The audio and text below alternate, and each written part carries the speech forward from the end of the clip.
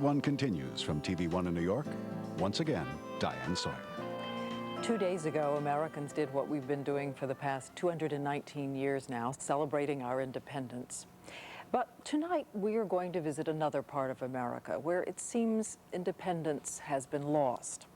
We're going to spend some time in the Northern Cheyenne Nation with the people who lived here long before 1776 and are still haunted by the question, where do we fit in? Our guide is a courageous Cheyenne woman, the daughter of warriors who used a home video camera to show us her world with love and no apologies from the inside out. I want to take you to a place you wouldn't go on your own. This is a day in the life of my America.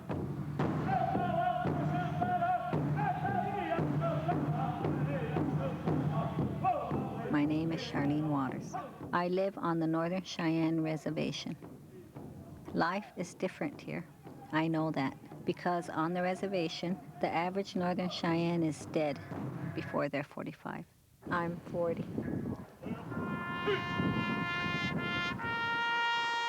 It's difficult to figure out which world is ours. We're one of the great warrior tribes that beat Custer. But we're Americans now. We live under this flag, or we die trying. Reservations started as prison colonies. Today there are no guards, just 4 walls. Pride, tradition, family, and poverty. 3 out of 5 people are out of work here. So for people like Merlin, a Vietnam vet, each month starts with a government assistance check. People have to hawk things, sell things, mortgage their lives, just so they can get by for the month. Wait for this great day of salvation, redemption, and it's only for the moment. But if we're not careful with the money we have, Mary and the Jimtown pawn shop are just over the reservation line, waiting to collect. We got some typewriters over there, some heaters, cook stove. Alcohol isn't allowed on the reservation, so Jimtown's also a bar. Nearly 100% of our clientele is Native American. Bars can get rowdy, so the people at Jimtown keep a .38, a .357, and a shotgun behind every door, and a piece of our culture on every shelf. We Cheyenne fought and died for America in every war this century. So every Memorial Day, we sing one of the tribe's most sacred songs, the flag song. It's a tough day for my mother. Her grandfather was a warrior in the Custer battle. When Mom was 12, the tribe made her a warrior too, so she had to be a role model. That's why the tribe married her to Joe, my father, when she was only 15. His name's Joe Waters. After we dropped the bomb on Japan, the Army sent Joe's unit to Hiroshima to clean up. A few years later, he died of a brain tumor. Now he's buried on the same hill where Custer fell. I stood right here when they buried him. And I said, I'm going to raise these kids, these children. I'm not going to cry. I'm going to show these people that I'm strong. So I didn't cry, you know. But I came back about a month later. I sat over here and I cried. I was talking to him. Why did you die?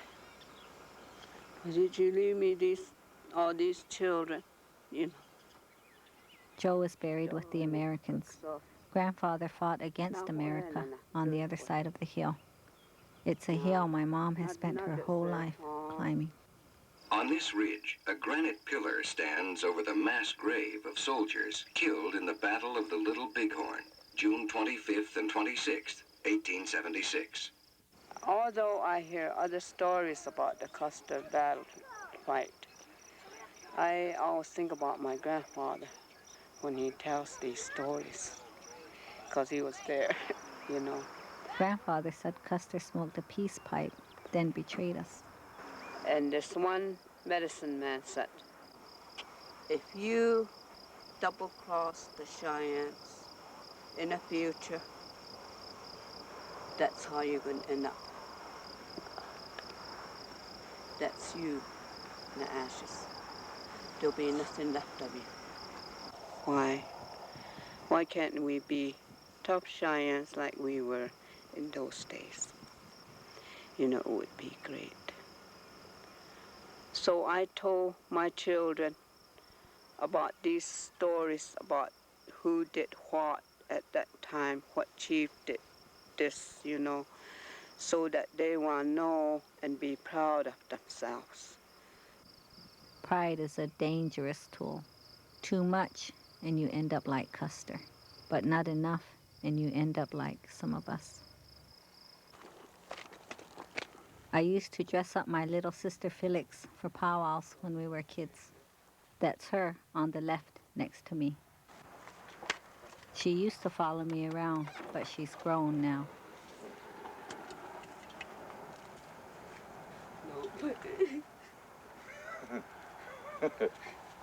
Felix went looking for her world and alcohol and has never come back. This is our camp out. She makes her own choices now. Sometimes she and her boyfriend Bud, in the blue shirt, drink beer. Or sometimes they go to the Jimtown bar. But when they can't afford to get to Jimtown, they hide in the woods and drink a can of Lysol. This is how we mix this stuff. Says you need a nail and a rock or a heavy instrument.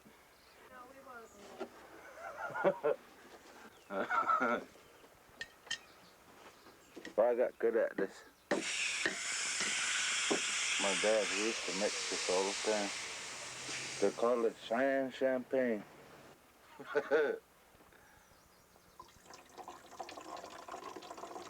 They call us the Lysol gang, but these best people are gonna live forever.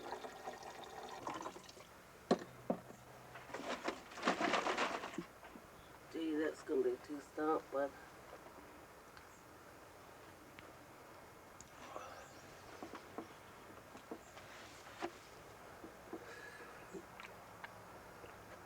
I hope this ain't a National Geographic special. Sick as Jim. Huh? Right. sometimes we drink cologne, They drink whatever alcohol they can afford. any kind. Lysol is just the best high for their money. Alquin. This is Cigar, come here.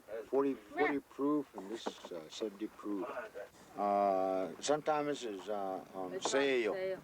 80 Or 99 cents. Our ancient leader, Sweet Medicine, found power and nourishment in a circle, but circles can be vicious too. I'm a wino, and there ain't nothing in we got nothing to live for. Yeah, there's like No jobs, no jobs, no home.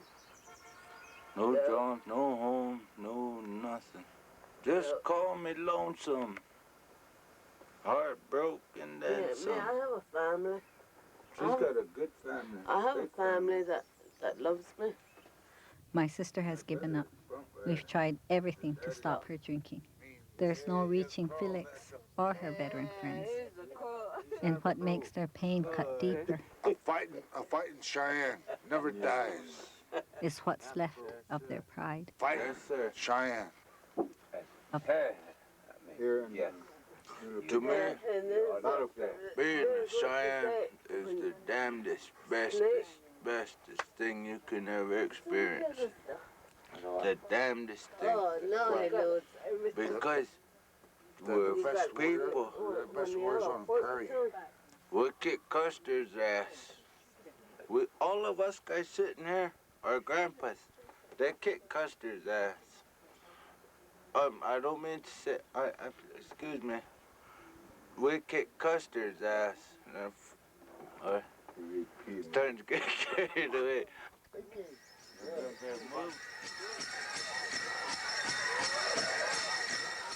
Let me tell you about my brother Phil. That's him on the right. Phil's a champion grass dancer, and a good grass dancer moves like a blade of grass in the wind. Now that Phil has found his roots, he moves more freely than ever. People used to call me full-blood, prairie nigger, illiterate, uneducated. To have hatred for what they done to my ancestors will blind me. Little Phil's vision is clear. He's going to live in both worlds on his own terms. So he doesn't drink anymore like our little sister Felix. He sweats instead. I'm glad to see all of you here tonight. We Cheyennes come together in the sweat lodge, as we have for generations, to pray and to deal with our problems. And Phil leads us, because he's going to be a chief someday, like his father. So he studies at the Sacred Medicine Rocks with his mentor, Lee Lombear, where Sitting Bull shared his visions with the warriors before the Custer battle. As you can see here, there's a turtle, and then there's a road. So my understanding is that they were told to follow their destinies like a turtle would. You know, take your time, be patient. My brother's cowboy hat might seem out of place at the Sacred Rock, but that's just little Phil. He's all Indian, part cowboy. He wears lots of hats, and even when he rides, he manages to keep them all on.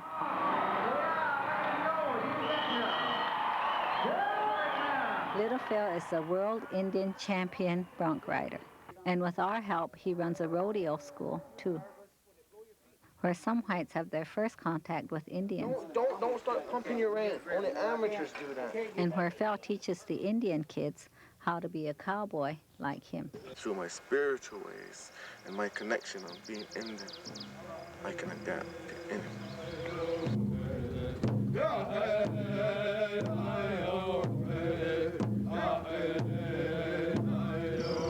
To be a Cheyenne, I'm really proud. Cheyennes used to be good people. They're sacred people. Sacred.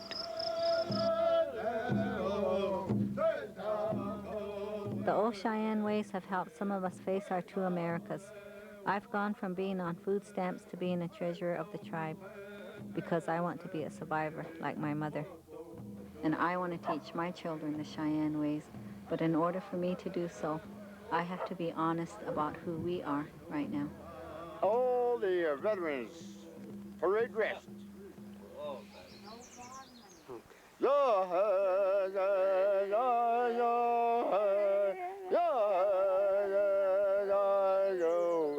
That's why I've told you this story tonight, and that's why we end here, with my sister and the Lysol gang singing our sacred flag song.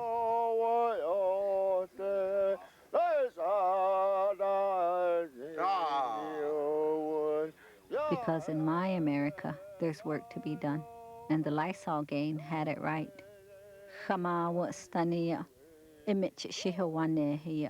A fighting Cheyenne never dies. Parade rest and hoot, salute. After Charlene Waters showed her story to some people on the reservation, they were so moved, they did something they hadn't done before. They asked for help. They brought their problems to the tribal council.